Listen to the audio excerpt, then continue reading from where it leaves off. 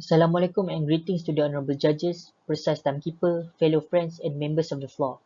I am Madam Harith and along with me today is my partner Muhammad Faris. For this Dental Student Scientific Symposium, we will be presenting our research entitled Knowledge, Attitude and Perceived Harm of Vaping Behaviour among medical and dental undergraduate students in UiTM. Before we start, we would like to give very special thanks to our supervisors, Dr. Nor Faezah Bohari, Dr. Nazahiah Bakri and Dr. Nawwal Alwani for guiding us throughout this research and finally made it to this day our first participation in a scientific conference. Moving on, let us start with the definition of electronic cigarette. The electronic cigarette or e-cigarette is an electronic device that contains a cartridge filled with liquid nicotine and other chemicals that produce inhalable smoke, also known as vape. Nicotine is the primary addictive component in cigarettes and is present at varying levels in many e-liquids. E-cigarettes or vape usage has been increasing among adolescents in recent years. The increased prevalence of vaping may be due to the widely accepted perception that it can be used for nicotine cessation therapy among tobacco users.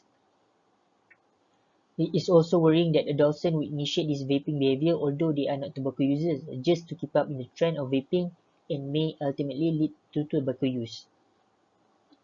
There are a lot of arguments whether or not vape can be used as a harm reduction tool for smoking. However, more studies on the effectiveness of using vape as a smoking cessation tool in the local context needs to be done.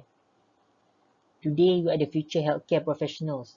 Healthcare professionals have a prominent role in addressing tobacco epidemic. It is important to explore the diverse view of undergraduates towards e-cigarette as this will help the relevant authorities to develop a standard guideline in the future. So the aim of our study firstly is to assess the knowledge, attitude, perceived harm of vaping behavior and mass media exposure of vaping products among the medical and dental undergraduate students in UiTM. Then to compare the knowledge level, attitude, perceived harm of vaping behavior and mass media exposure of vaping products in between the medical and dental undergraduate students in UiTM. The questionnaire used for this study was adapted from a validated questionnaire by Mahamad et al. 2017. We distributed the questionnaires via Google Form in the dental and medical and undergraduate students in UiTM. We have sectioned our questionnaire into 6 sections. Section A, social demographic. Section B, smoking status. Section C, knowledge. Section D, influence of mass media. Section E, attitude towards behavior. And Section F, perception towards health-related risk of vaping. For each section, scores were given and the cut-off points were as shown in this table. Medians were used as the cut-off point for the knowledge, attitude, and perceived harm domain, while mass media exposure, the cut-off point was 1. The inclusion criteria were medical and dental undergraduate students in UiTM, Sungai Buloh from Year 1 to Year 5. A total of 312 participants have answered the online questionnaire from July to August 2020. However, only 309 participants were included in the study due to missing responses during data entering and cleaning. Data were imported and analyzed in SPSS version 25. So for the results, the mean age of our participant was 20.6 with a standard deviation of 1.6. The majority of the participants are non-smokers and non-vapers and responded that they played a role in smoking cessation. We have laid out 3 charted data that were calculated using Fisher's and chi-square tests. From the socio-demographic section, whether you're a preclinical or clinical student, have been taught on smoking cessation, and perceived that they play a role in smoking cessation were statistically significant when comparing between medical and dental students. The medical students who participated in this study were predominantly from years, as much as 62%, while the dental students were from the clinical years, 73%.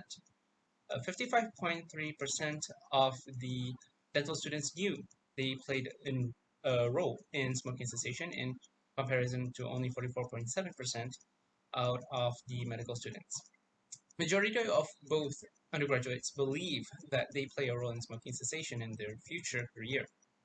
The dental students have significantly higher votes in this than the medical students.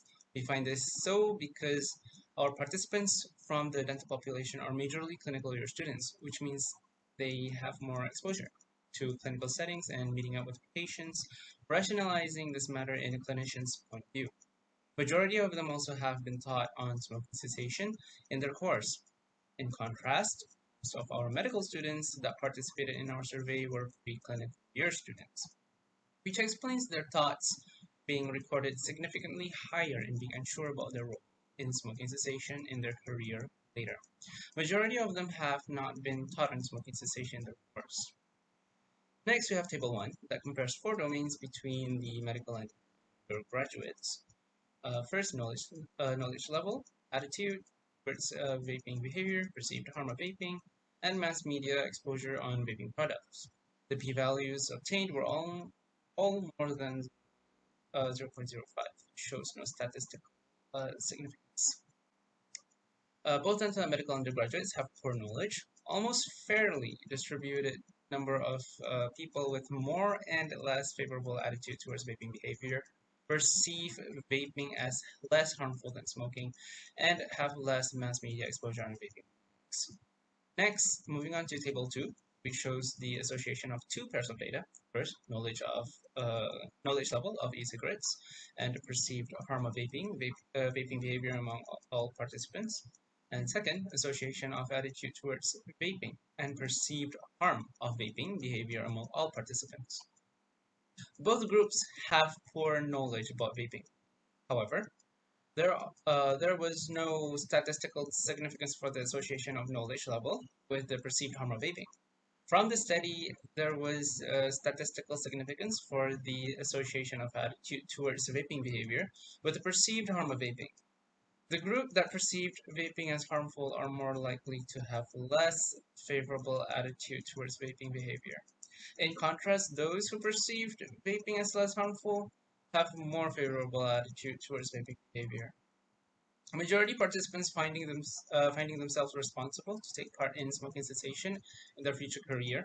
The drive for education may enhance, changing the fate that young adults have low knowledge about what vaping could do to oral health. In a study by Martel in America, they are willing to consult dental professionals to discuss vaping.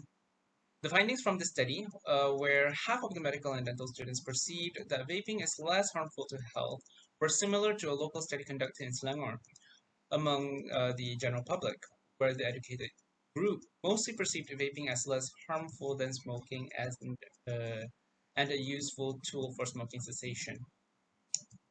Majority of the participants has low knowledge of e-cigarettes, similar in the study by Minhat in 2017 among undergraduate students in UPM. While low levels of knowledge is a possible barrier in providing education and guidance to patients, we should equip students with sufficient knowledge for future education. This study has some limitations.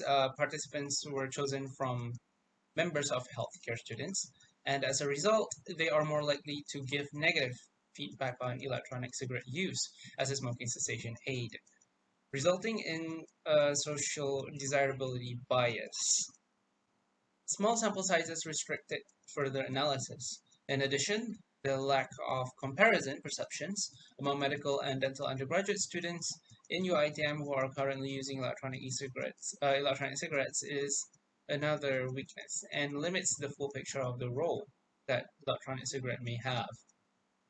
To sum up all that we have discussed, UiTM medical and dental undergraduates have less favorable attitude towards e-cigarettes, but lack knowledge pertaining to the issue. They also perceive e-cigarettes to be less harmful to health. We need to understand that health practitioners are in a unique position to affect cigarette smoking rates, which could lead to a reduction in related mortality and morbidity.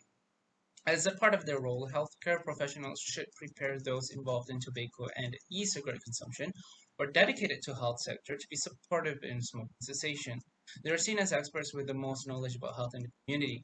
Therefore, there is an urgent need to further educate and proper guidelines needed to regulate vaping behavior among the population, especially within the national policy.